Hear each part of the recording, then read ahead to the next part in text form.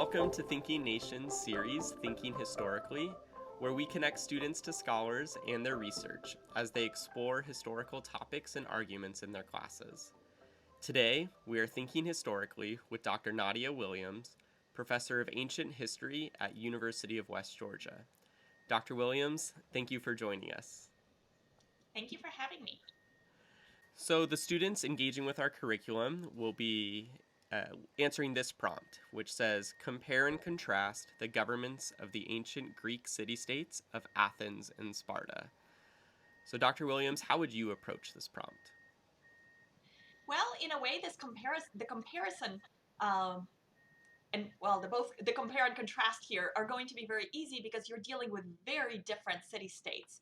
You have a democracy in Athens, and you have an oligarchy in Sparta that also has a monarchy. So you have very different approaches there.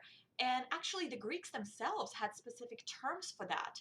Um, the Athenians talked about themselves as having a state of isonomia, having like equality of law for all citizens, whereas the Spartans talked about themselves as having eunomia, the state of having good laws. So good laws don't have to be equal, say the Spartans. Obviously, the Athenians would disagree. So looking at kind of who was involved in the government, of course, would be that feeds into that definition, because in a democracy, of course, you involve the vast majority of people that you possibly can, which of course still has limitations, and I guess we'll get to that in a minute too. Whereas with Sparta, you had a clear definition. Obviously, you have the two kings, so there were two hereditary monarchy lines, and then you have a council of elders, and beyond that, you have a council of citizens, but they didn't have a whole lot of power most of the time. By contrast, in Athens, I think one of the most shocking elements is the top political office each year, the archons, um, were appointed by drawing lots. Just imagine Hmm. electing your top officials. I mean, right now, as of this recording, we just had a round of elections in this country, and none of them, I assure you, were done by drawing lots. So that tells you something about the attitude of the Athenians towards their citizens. The idea that, Sure. you know, all citizens technically are qualified to help out and lead in some way.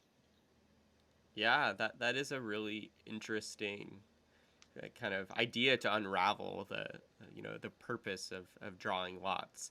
If we could go back to one of the first things that you said, how in Sparta it was government was defined more by oligarchy and monarchy versus democracy in Athens. For our students, could you give a quick definition of those three terms: oligarchy, monarchy, and democracy?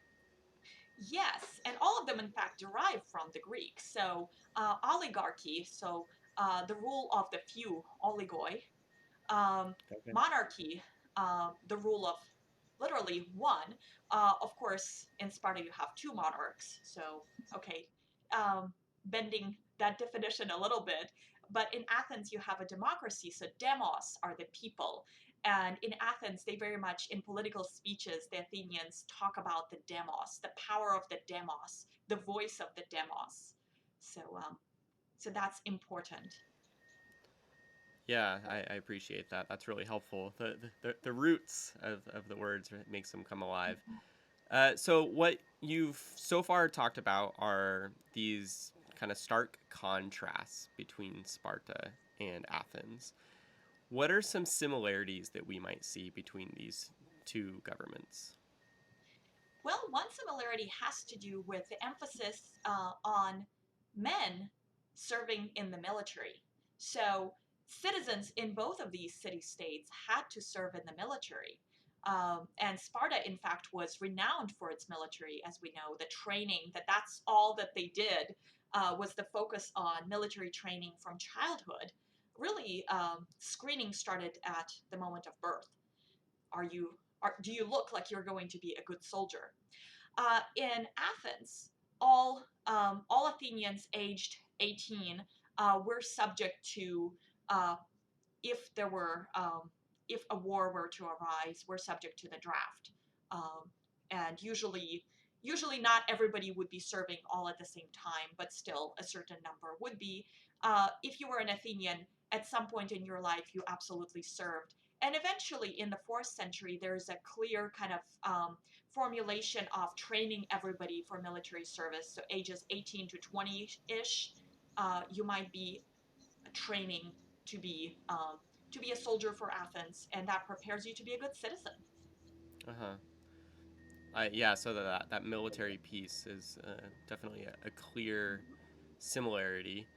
So I'm curious, in what we've talked about so far, these these big ideas of government structure, the who rules, and then service to that government structure. Um, what are some other ways that historians might approach comparing these governments?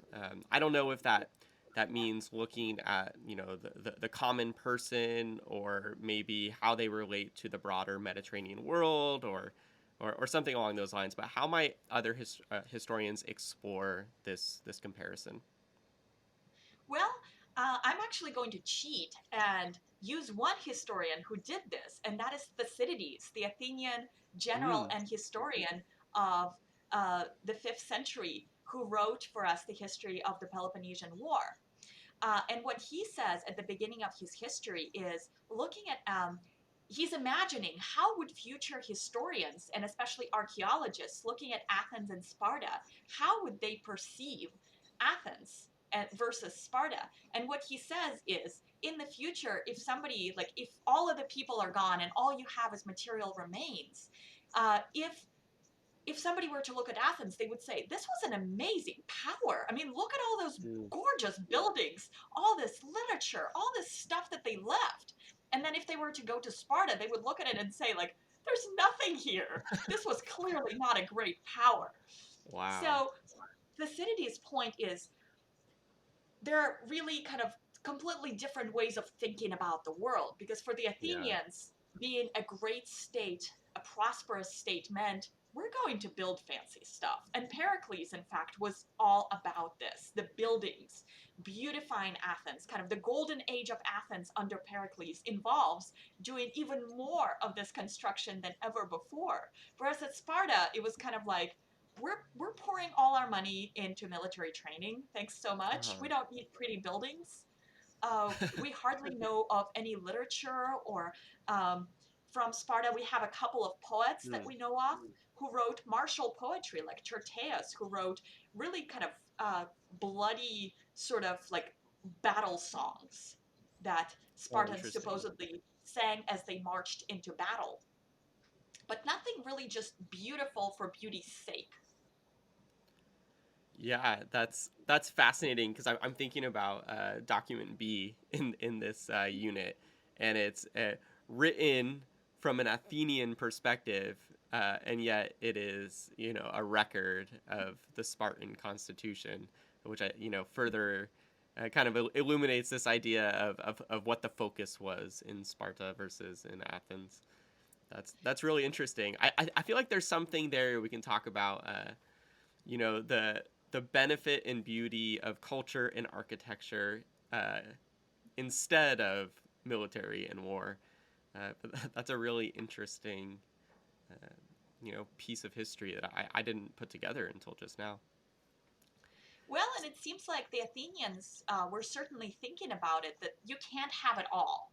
Like, you're either going Mm-hmm. to be really good at this one thing or at the others. Although, actually, some Athenians perhaps would take an issue with this. Hmm. So, in the early 5th century, when the Athenians defeated the Persians at Marathon during the first Persian invasion of Greece, they did this without the Spartans. And it was this big moment in the Greek world of like, wait, the Athenians can fight just as well as the Spartans. Wow. Yeah. That's cool. That's fascinating. Is there a particular primary source that you kind of go to when you think of Greek government in the ancient world? Yeah, so it's one that actually kind of complicates this story. So in this Hmm. unit, the comparison is Athens and Sparta, and that's a great way to approach things because these are the two city states about which we know the most. But a lot of Greek historians today challenge that paradigm and say, it's neither Athens nor Sparta were the typical Greek city state, really. And actually, there's probably no such thing as a typical Greek city state anyway.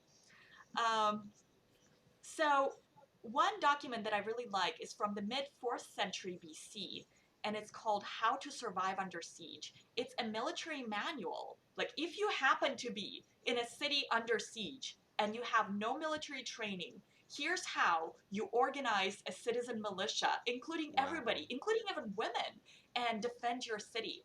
And what's even more fascinating, this was written by a retired military general. Wow. So, this is somebody. Go ahead. Yeah, is that document from one of these city states or is it It somewhere? is not. That's what's so cool about it. It is the general who wrote it, Aeneas the tactician. Obviously, the tactician part is probably not what his actual name was, but that's what we call him, Aeneas the tactician. He probably was from the region of Stymphalia, so Arcadia, northern Peloponnese. So Okay. not far from Sparta, closer to Hmm. Corinth, though. So he's not from either Sparta or Athens, although obviously he's very well familiar with both. Sure.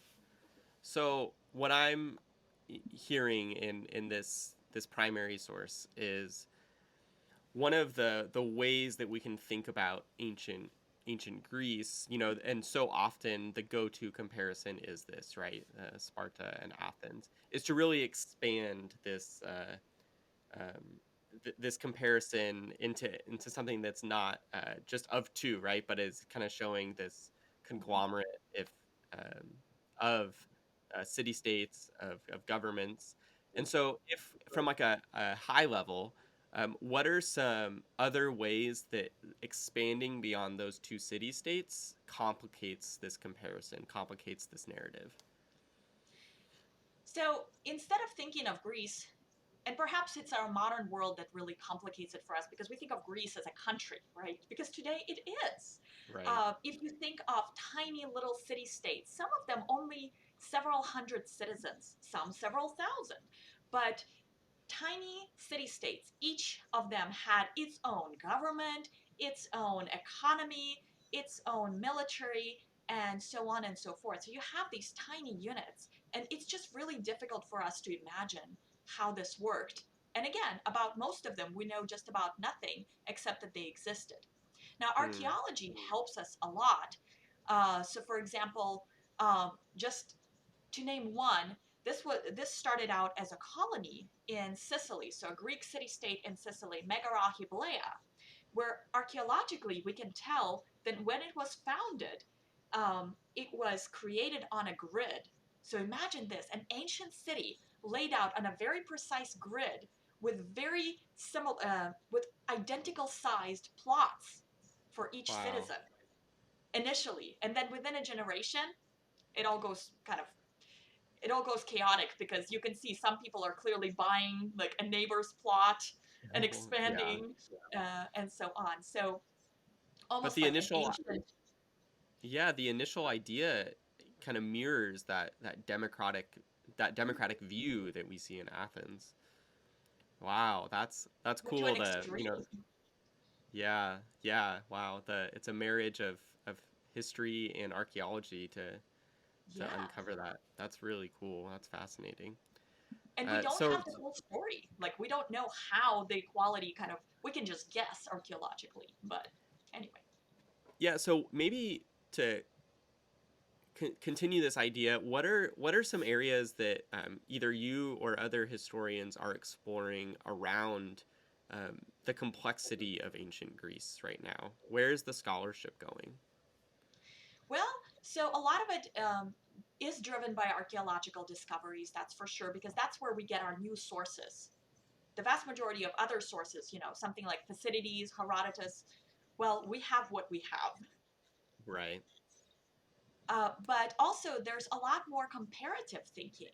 So, for example, somebody I knew in grad school wrote his dissertation that became a book on democratic shoemakers. So, just looking at Okay. cobblers in Athens and how they kind of functioned in society. And a lot of his research had to do with comparisons to more recent, kind of early modern um, trade associations and so on.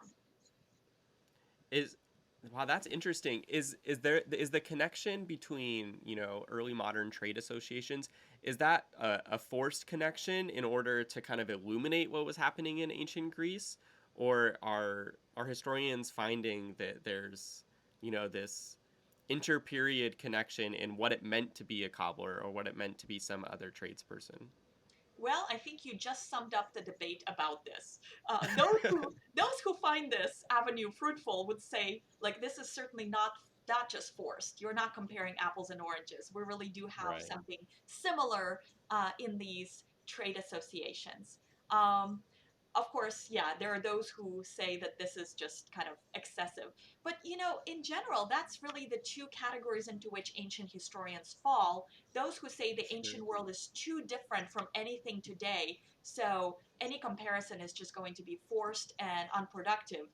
And then there are Hmm. those who would say, actually, those comparisons are closer to us than you might think, uh, you know, assuming certain differences nevertheless. And I think I Yeah. firmly fall in that second camp.